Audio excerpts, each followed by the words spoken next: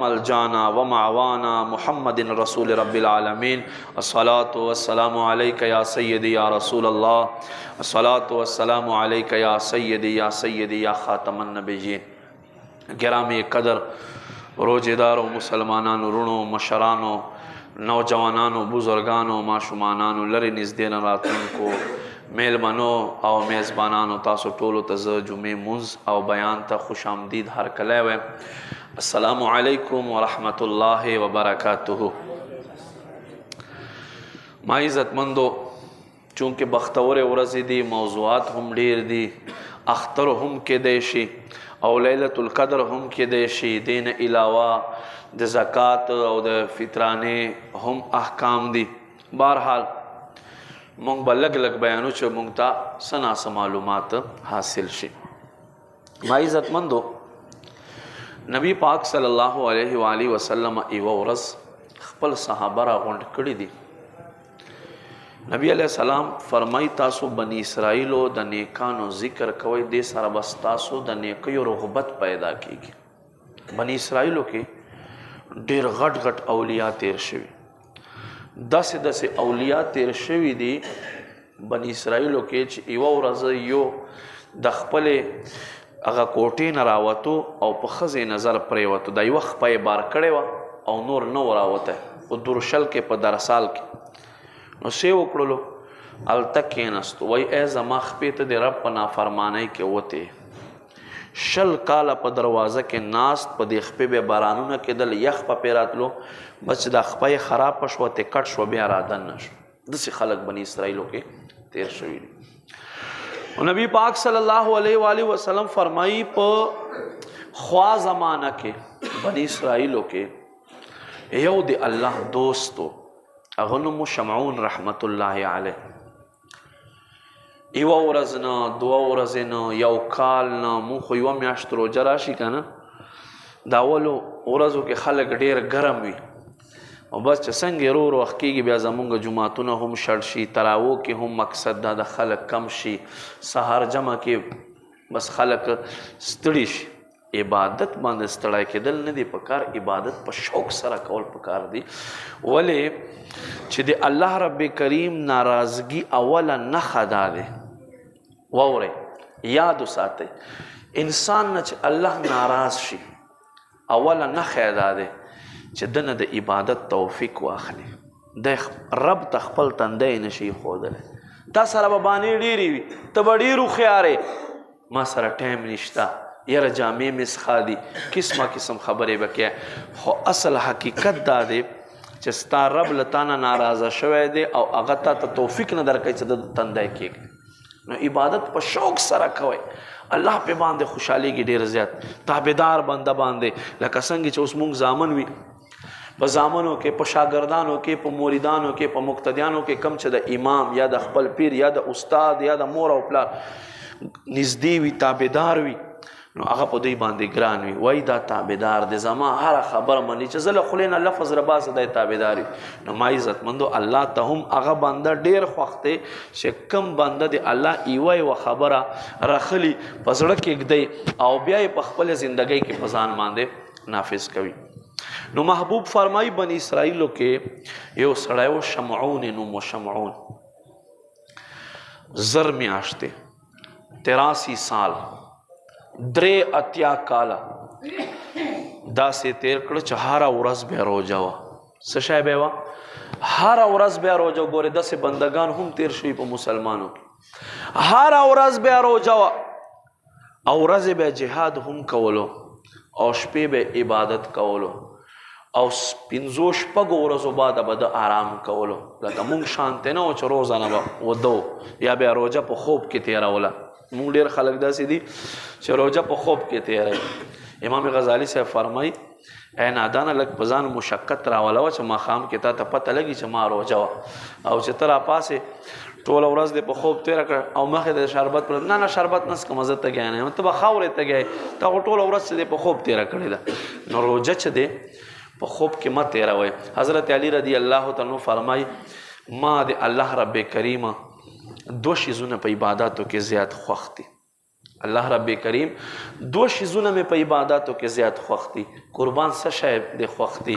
وایي دا مې خوښ دي چې ښې اوږدې شپې وي، جمع وي، اوږدې شپې وي او رب ته سړی په سجده باندې پروت وي او دا ټوله شپه په سجده کې تېره شي. یو مې دا عبادت خوښ دی او یو مې دا عبادت خوښ دی چې سخته ګرمي وي او ښې اوږدې ورځې وي او سړی ښه تږی پکې او ستړی پکې ما ته دا روجې خوند راکوي. او حقیقت دا دی د ښکته علاقو کې سړي ته روجې احساس کېږي، دلته خو خیر سله دی پته نه لګي. ښکته علاقو کې سړي ته پته لګي چې واقعي نن تا روجه وه. بیا هغې روجې اهمیت هم وي، هغې روجې سړي سره قیمت هم وي، ولې چې ته پې ستړی شوی ټوله ورځ تا خوله بند ساتلی، مشقت ته برداشت کړی. بهرحال بني اسرائیلو کې کس دی 1000 میاشتې 83 سال 1000 میاشتې داسې تېرې کړې، ورځې جهاد کوه، ورځې روجه هم دی او شپې بیا ټوله شپه رب ته په عبادت باندې. ما عزتمندو کافران ته تنګ شول، دا څنګه سړی دی دومره په زرګونو خلک یې رانه ووجل او دی یوازې مونږ سره جنګ کوي، جهاد کوي، مونږ دته څه نشو ویلی. همیشه دپاره کافر مسلمانو خلاف تاریخ وګوره ښځه استعماله کړې راغه او د ښځې ته وی چې ته د دنیا څه غواړې مونږ به تاله درکو، خو دا خپل خاوند زمونږ په لاس کې راکړه. په هغو شریعتونو کې مسلمان او کافر نکاح جایز و، د ده دا ښځه کافره وه. وایي صحیح ده دی څو شپو بعده څملستلو ښځې پړي او رسۍ راواخیستلی او ښه مضبوط یې دی چې کوم ځي باندې پروت و ویې تړلو. نبی علیه الصلاة والسلام فرمایي چې دی راپاڅېدو، دومره طاقت الله ورکړو چې لږ شانتې حرکت یې وکړه، ټول پړي ټولې رسۍ یې وشلولې. ښځې ته وایي ای زما ښځې دا ولې؟ قرآن کې الله فرمایي ان کیدکن عظیم، د ستاسو د زنانو مکر ډېر زیات دی چې درته وایي چې روڼو کره به نه ځې او بیا نه ځمه، چې درته وایي فلاني رشتې دار کره به نه ځې بیا به نه ځمه، ته بیا نور سوچ نه کړه. نه داسې نه دي کول پکار، دا زر خطا کیږي. نبی علیہ السلام فرمایي په دین کې هم ناقصه دی، په دنیا کې هم ناقصه دی. تیل ځان نه پورته کومه، په دین کې په دې ناقصه دی چې کسان راځي، په دین کې په دې ناقصه دی چې کله دې باندې بیماری راشي نو دی مونځ نه کټ شي، دی روجې نه کټ شي. او فرمایي په دنیا کې په دې ناقصه دی چې ښځې به 2 ګوۍ ته راځي او سړی به یو راځي. خو نن زمونږ څه نادانان داسې دي چې دوی مخکې کوي، مونږ تحقیر نه کوو. اسلام ډېر شان ورکړی دی، زنانه چې خپل اولاد ته پی ورکړي، شپې پیو ته راپورته شي، دا داسې ده لکه ټوله شپه چې الله ته په عبادت تېره کړه.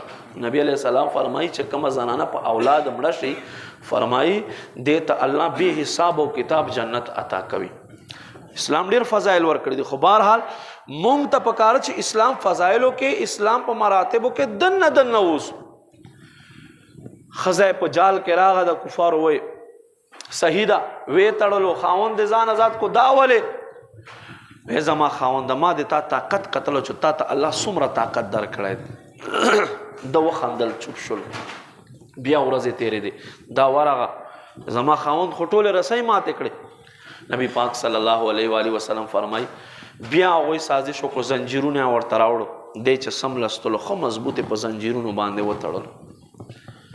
چې وې تړلو راپاسېدو څه ټایم بعده لږ شانتې حرکت سره ټول زنجیرونه وشلول، ماتې کړو. بیا وایي ای زما ښځې دا ولې؟ وی ما د تا طاقت ازماو کولی چې رسۍ خو ماتولی شي، پړي ماتولی شي، کټ کولی شي، زنجیرونه ماتولی شي که نه؟ نو ده وخندل. یو راز یې فاش کړو. ډېر رازونه چې دي دا هم مقصد دا سړی زنانو ته نه بیانوي. راز پاتې نو شو چې کله تا له خولې نه ووتلو، دا خبر هم یاد وساتئ. راز اله راز دی چې تا سره دی، چې تا له خولې نه ووتو، تا په خپله باندې بل ته وښایلو نو بل به څه ټینګ شي، نشي ټینګېدی، بیا چاته بیانوي. نو کوشش کوئ راز ځان سره راز ساتئ. ښځې ته وایي زما ښځې زما دې ویښتو ته وګوره، له سر نه تر دې خپو پورې زما ویښته دي، چې په دې کې زیات نه صرف 3 ویښته زما ته وتړې، بس زه کابو شوم، زما طاقت بیا کار نه کوي. بس ښځې خدا کیسه غوښتله. په یک شریعت کې ویښته ګورې اوږده ساتل جایز و. زمونږ په شریعت کې ویښته چې دي د غوږ د پستي حصې پورې یا د نرمې حصې پورې زلفې یا دومره چې اوږې ټچ کوي چې په اوږو باندې له پاسه پرتې نه وي، بیا ښځو سره مشابهت ته حرام دی. نبی علیه السلام یو ځل حلق کړی دی، په کل عمر کې سر یې خرایلی دی. نور نبی علیه السلام ټول عمر زلفې ساتلي، په دې ترتیب سره یې ساتلي. بهرحال زمونږ په شریعت کې دومره زلفو اجازت نشته، په شریعت کې جایز وي. نو څه وکړل دی چې بیا سملستلو دی بې وفا ښځې، دی فاسق او فاجر ښځې، دی جفاکش ښځې خپل خاوند وتړلو له ویښتونو نه چې دی راپاسېدو، ډېر حرکت یې وکړو خو طاقت یې کار نه کول. نبی پاک صلی الله علیه و آله وسلم فرمائی تفسیر عزیزی کې لیکي چې وی تړلو د ډیر کوشش وکړو ځان یې نشو آزادولی، بس دې کافران پسې راوغوښتل. هغوی د الله او د الله رسول د انبیاو دشمنانو څه وکړل، دغه د الله دوست نه یې ژبه کټ کړله په ژوندانه، سترګې یې ترې را بهر کړې، شونډې یې ترې کټ کړلې، یوه ګوته په تکلیف سره ته کټ کوله او په دې ظلم او ستم سره د شهید کړلو. الله رب کریم هم قهاریت صفت کې راغی، آسمان نه بجلی نازله کړه، دا ښځه هم په تندر باندې وسېزله او دا کل علاقې خلک یې وسېزل. نبی پاک صلی الله علیه و آله وسلم چې څه وخت صحابهو ته د دغه سړي د شهادت ذکر وکړلو او د دغه سړي د عباداتو ذکر یې وکړلو، صحابهو په سترګو کې اوښ کې راغی. ګوره هغوی به هر یو شیز معیار ته کتل. نبی علیه السلام فرمایي ولې صحابهو سرونه مخ کتل؟ وی قربان زمونږ خو 50 کاله 50 کاله 10 کاله 80 کاله عمر دی او دې کې څه خوب کې څه کور کارونو کې تیر شي، جمع نه هم پکې محرومه شو پاته شو. قربان بني اسرائیل خو موږ نه سبقت وړلو، دا خلک خو موږ نه مخکې شول. نبی علیه السلام خاموشي اختیار فرمایله. په دې کې جبریل راځي سلام کوي، سلام نه بعد وایي یا رسول الله صلی الله علیه وسلم الله دا حکم مې درته راوړی، امت ته تلاوت کا. سوره قدر نازل شلو، الله فرمای انا انزلناه فی لیلة القدر، مونږ دا قرآن په قدر وال شپه کې نازل کړلو. وما ادراکا، ای اوریدونکي تا ته څه پته ما لیلة القدر، دا قدر والا شپه څه شی دی؟ فرمای لیلة القدر خیر من الف شهر، وی دا قدر والا شپه چې دی دا د زرو میاشتو نه افضل او غوره شپه دی، زرو میاشتو نه. تنزل الملائکة والروح، الله فرمای جبریل راځي ځمکې ته، فرشتې راځي ځمکې ته تر سهاره پورې. نبی علیہ السلام فرمایي په ځمکه دومره کاڼي نشته چې څومره په دې شپه باندې د لیلة القدر په شپه باندې فرشتې اسمان نه ځمکې ته راځي. هي حتی مطلع الفجر، سلامون سلامتیا وي په دې شپه باندې، هي حتی مطلع الفجر، تر دې پورې چې مطلع د فجر یعنی سحر رڼا را خوره شي، بیا جبریل سره د فرشتو واپس روان شي آسمانونو طرف ته. سلامتی والا شپه دی. اعتکاف دې پاره کېږي چې سړی دا شپه ولټوي، اعتکاف دې پاره دی چې ته دا شپه ولټوي، تا ته د شپې فضیلت میلاو شي. 2 رکعاته نفل چې څوک په دې شپه باندې وکړي، الله به ته د شمعون رحمت الله علیه د عبادتونو ثواب عطا فرمایي چې 2 رکعاته عبادت وکړي. یاد وساتئ ګورې تراویح پرېږدوئ ما، نوافل پرېږدوئ ما. الحمدلله زمونږ د فیضان مدینه کې هر تا کې شپې ته صلات تسبیح هم ادا کیږي. صلات تسبیح چې مشکات شریف حدیث ته نبی علیہ السلام خپل تر عباس ته فرمای زما تر زتا ته صدر نکم، زتا ته ستر عطا نکم، زتا ته اون بخم، زتا ته هبه نکم. یو عمل دی چې دا عمل ته کوي، کته نه کېدای شي هر ورځ کوا، که هر ورځ نه شي کوي په هفته کې، که په هفته کې نه وي په میاشت کې، که په میاشت کې نه په کال کې، که په کال کې نه اعظم تر عباس په عمر کې خو یو ځل خامخا وکړه. دا داسې عمل دی چې دا د عمل سره به الله رب کریم دیتا گناهونه معاف کړي او دا بستا هر عمل د پاره کفایت وګرځي. صلات تسبیح دلته ادا کیږي، کوشش کوئ دلته راځي. نو ما عزت مندو قدر مندو دا د عبادتونو میاشت دی چې مونږ عبادت وکړو. زمونږ درزیان نو څوک داسې ونه چې فلانه درزي په اعتکاف کې ناست، تاسو چیرې اورېدلي فلانه درزي په اعتکاف کې ناست؟ نه به واورئ، وایي یاره سیزن دی دا زمونږ غلطي دی، دا د عبادت سیزن دی. تا ته په نفلو باندې الله د فرض ثواب درکوي او فرض الله تا ته په 80 فرضو باندې بدلوي. دا یو خصوصي رمضان کې تا ته الله مهرباني دی، په نورو میاشتو کې داسې مهرباني نشته. ګوره هر شپه الله نیمه شپه آسمان دنیا باندې تجلی فرمایي. څه فرمایي؟ نبی علیه السلام فرمایي ای زما بندگانو، تاسو کې څوک داسې شته چې دایمانه ګناهو بخنه وغواړي او زه ګناه معاف کم؟ څوک داسې شته چې دایمانه مغفرت طلب کړي، زه مغفرت وکما؟ څوک داسې شته چې دایما ته ووایي یا رب زما حاجتونه پوره کو، زه حاجتونه پوره کم؟ زمونږ نادان خو ټوله شپه په موبایل کې نه خطئ، ټوله شپه خلک لګوي لوډو باندې تیروي. دا څنګه روژه شوه؟ دا خو بیا داسې کو سبا نه چېرته کور کې د غوا یا میخه ولاړې هغې ته په خولې باندې څه ورخېجوه، هغه به ستا په ځای روژه نیسي. روژه وایي څه ته؟ روژه دې ته نه وایي چې له خوراک او څښاک نه ځان منع کړي. ها دا خو دې سره د رب عبادت دی، دې سره کم شیز نه چې زما او ستا رب منع کړی د زما وروره هغو شیزونو نه به ځان ساتي. زکات ورکول پکار دی. په دې میاشت کې غریبانو، فقیرانو، مسکینانو، سپین پوش خلکو دلجویي کول پکار دی. زمونږ خلک دی کې بیا تپوس کې یاره استاد جی په ما باندې دا سرسایه کیږي که نه کیږي؟ چې دنه تپوسو کې چې جیب کې د 100 زرو موبایل پروت دی او ته دا تپوس کې چې په ما باندې سرسایه کیږي که نه کیږي؟ او خدای بنده که په تا باندې کیږي او که نه کیږي، نه دی کیږي، اوس پته نه کې نیکۍ نه به ځان محرومه کوي؟ نه. نبی علیہ السلام صحابی ته فرمائی لاړ شه مدینه په کوڅو کې آواز وکا اے د الله بندگانو ایمان والو سړیو او ښځو، تاسو د خپلو روجو سرسایه فطرانه ورکئ. د ستاسو روجې آسمان او ځمکې منځ کې معلقې ولاړي، د قبلېدا د اجابت دروازه نه ورته کولاویږي چې تر څو پورې تاسو د خپل روجو سرسایه فطرانه نه وي ادا کړی. څه شی د 320 روپۍ فطرانه دی. نو ما عزتمندو قدرمندو دین په معامله کې او بیا خدا آخرت خپل غاړه آزادول دا نبی علیہ السلام مقرره کړی دی د پاره دی چې زما امت هغه خلق چې الله ته چا وس ورکړوي د هغو خلکو تعاون وکړي کومو خلکو ته چې الله وس نه وي ورکړی. غریب او دولتمند دا د الله یو بندگانو په منځ کې امتحان دی.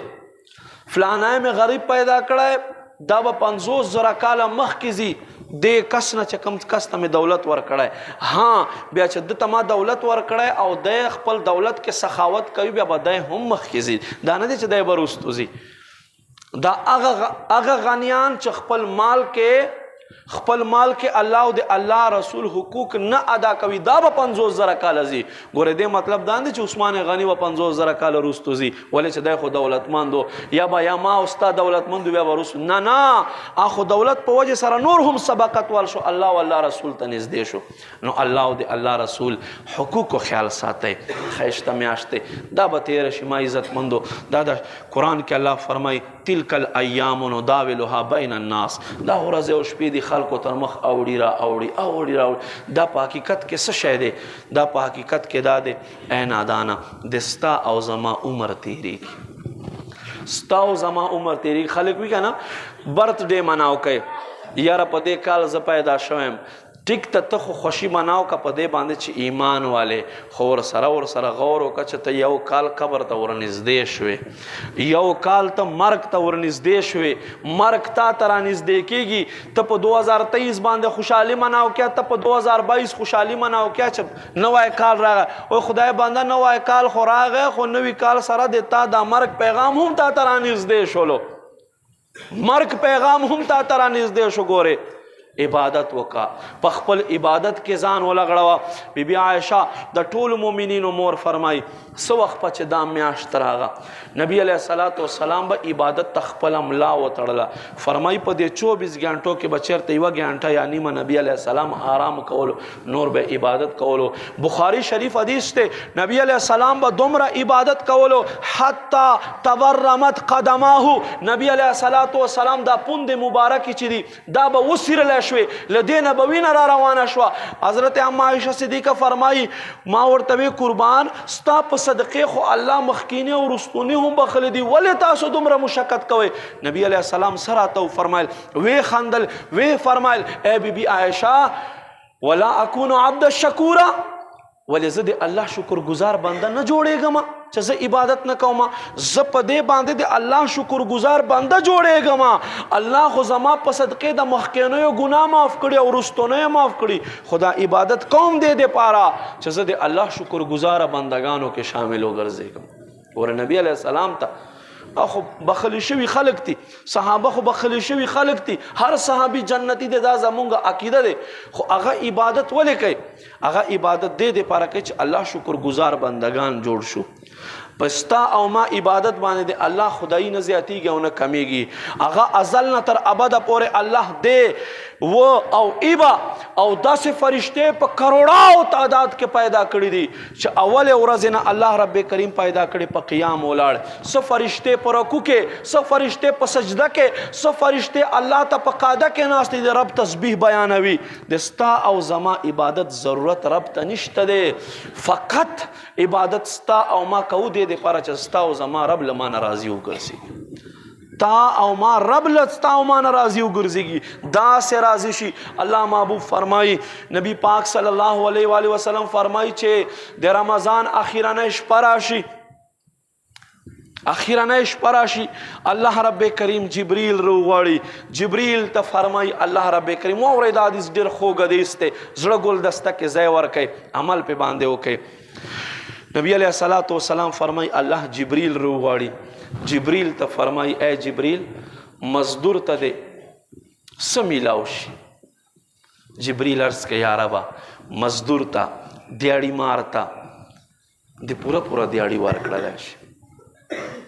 یا ربا مزدور تا مزدوری کڑے دانا چا پا خوب روجا لنڈا کڑے، دانا چشپای تیرا کڑے پلوڑوی تیرا کڑے، نا نا نا دا نادان دے، دا نا پوہیگی، دا دے روجے اہمیت نا دے خوابا چو روجہ وائی ستا، روجہ وائی ستا. مزدور تا دے سو ملاوشی، یا رب مزدور تا دے پورا پورا حجرت ملاوشی. رب ورطا فرمائی اے جبریل تو گواہ سا چاہم چا عبادت کڑائے پا تلاوت صورت کے، پا نفل صورت کے، تراویح پا صورت کے، روجے پا صورت کے، زکاة پا صورت کے، فطرانے پا صورت کے، پا ہر صورت کے چاچ ذریعات کڑائم.